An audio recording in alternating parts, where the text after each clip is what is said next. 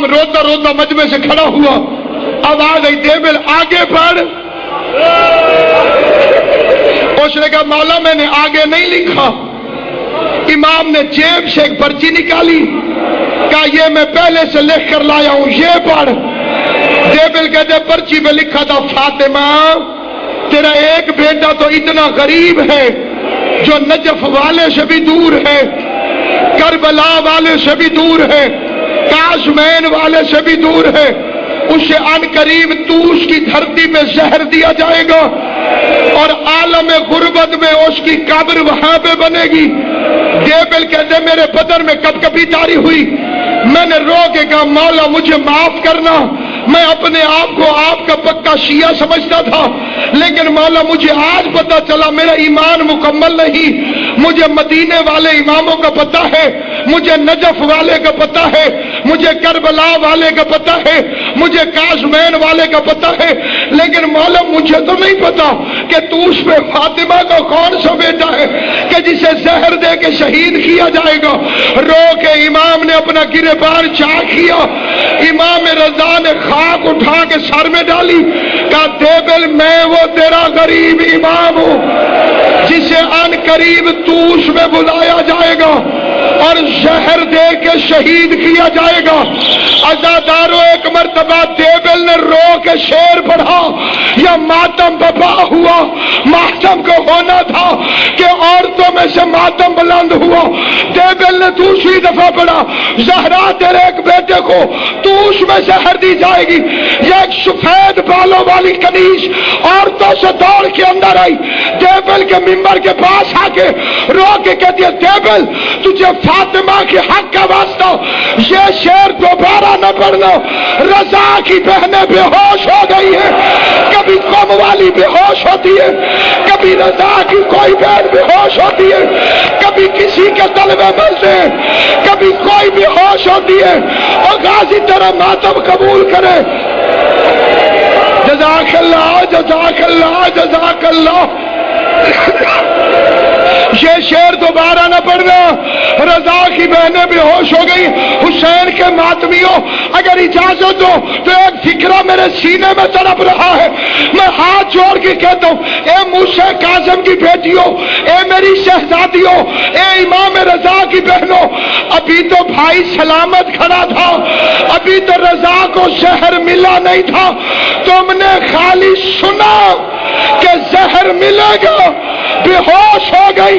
सलाम ज़ैनब के हौसले पर, जिसने सुना नहीं था कि हुसैन मारा जाएगा, 70 कदम पे तिल्लाए ज़ैनबिया पे सर पे कुरान रखे कातिल की मिन्नतें करती रही, ना मार। मेरी मां ने चक्किया 20-20 के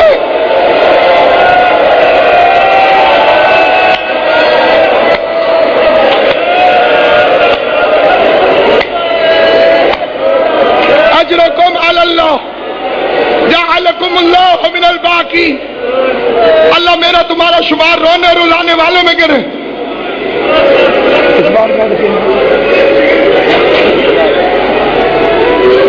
कौम वाली बीबी कहाँ जा रही थी? भाई से मिलने। किस शहर में जा रही थी? मशहद। अल्लाह तेरी जिंदगी करे अली अकबर के जालैन का सदका। चली कहां से थी? मदीने से। आपको पता है इसलिए पूरी बच्चे तू नजर झुका के। चली कहां से थी? मदीने से। जा कहा रही थी? मशहद। रोजा कहां बनो? कौम। क्यों बनो? सुन लिया भाई मारा गया।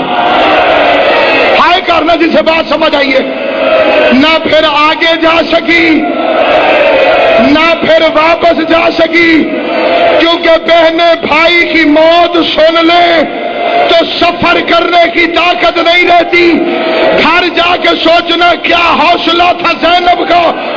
9 भाई सिपा हो गए, हाथों में हथकड़ियां आ गई, सर पे चादरें न थी।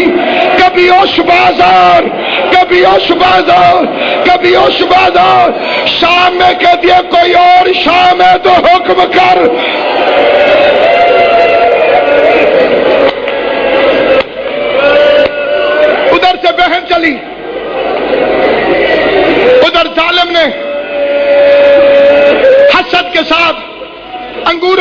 ملا۔ اس ملعون نے جتنا یہ شاطر تھا، بڑے شاطرانہ انداز میں میرے مولا کو زہر دیا۔ کافی سارے انگور منگائے جو امام کی طرف سے، ان میں زہر ملا،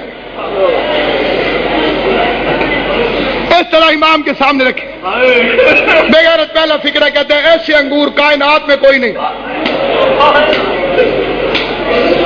رضا کی آواز ہے جنت میں اس سے کسی درجے کئی درجے اعلیٰ انگور۔ کہتے مولا نوش کر، میں تیرا اچھا امام نہیں ہوں۔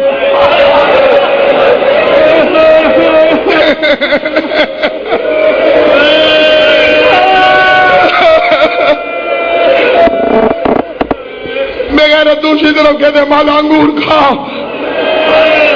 سید رو کے کہتے تجھے پردیسی پہ ترس نہیں آتا؟ کہتے آپ مجھ سے بدگمانی کر رہے ہیں، دیکھو میں انگور کھا رہا ہوں۔ یہ اس طرف سے انگور کھانا شروع ہوا، امام کو کہتے انگور کھائے۔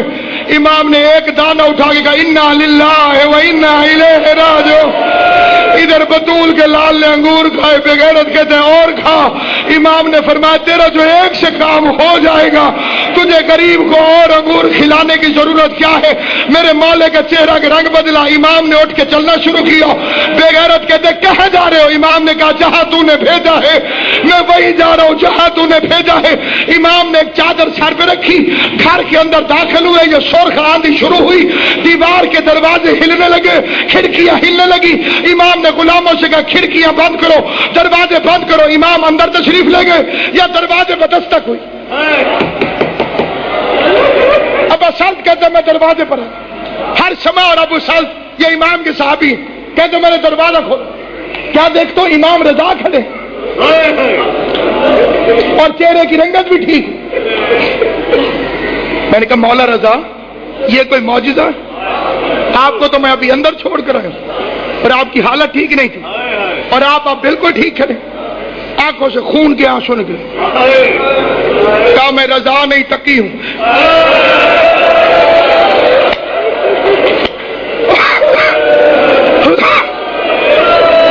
میں رضا نہیں، میں تقی ہوں۔ میں آخری وقت اپنے بابا کی خدمت کرنے آیا ہوں۔ دروازے خود بخود کھلتے گئے، میرا نام امام 8ویں کے سرانے بیٹھا۔ عزاداروں تمہارے اور اپنے رونے کے لیے فکرہ کہتا ہوں، کوئی امام ایسا نہیں جس کا بیٹا آخری وقت اس کے سرانے نہ ہو۔ علی دنیا سے گئے، سرانے حسن تھا، حسن دنیا سے گئے، قاسم سینے پہ تھا۔ اکلوتا غریب ہے کائنات میں حسین ابن علی کہ آخری وقت میں جس کا بیٹا اس کے پاس نہ تھا۔ البتہ ایک 4 سال کی معصومہ تھی جو شمر کی منتیں کرتی تھی، ظالم خنجر مارتا تھا، رو کے کہتی تھی میرے بابا نے تیرا کیا بگاڑا ہے، ہمارا کوئی نہیں رہ گیا۔ پھر مر مر کے کہتی تھی کوئی تو آئے جو میرے بابا کو بچائے۔ عزاداران امام مظلوم امام رضا نے محمد تقی سے کہا تقی جی بابا میرا گریبان چاک کر۔ امام رضا کا گریبان چاک کیا گیا۔ امام رضا کا محمد تقی جی بابا میرے سر میں خاک ڈال۔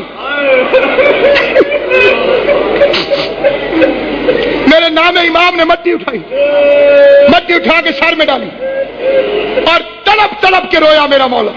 نام امام تڑپ تڑپ کے رویا، پھر پاؤں کی طرف آ بیٹھا۔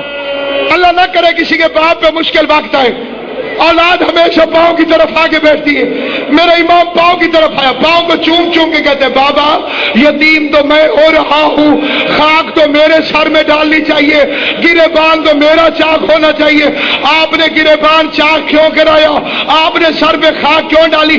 امام رضا فرماتے اے محمد تقی تیرا باپ چاہتا ہے جب میں اللہ کی بارگاہ میں قیامت والے دن اٹھوں تو حسین کا عزادار بن کے، حسین کا ماتمدار بن کے، تاکہ ہر کوئی کہے وہ جس کا گریبان پھٹا ہوا ہے یہ حسین کا عزادار ہے، وہ وہ جس کے سر پہ خاک ہے وہ حسین کا عزادار ہے. اب میں اپنے مولا کے جنازے کا اعلان کرنے لگا ہوں جس کا مجھے سید نے حکم دیا ہے. چھولیاں پھیلا لو, کوئی دعا ہے تو بھول جاؤ, اب اپنی کوئی دعا نہ مانگنا, اب زہرا کو پرسا دینا, اب علی کو پرسا دینا.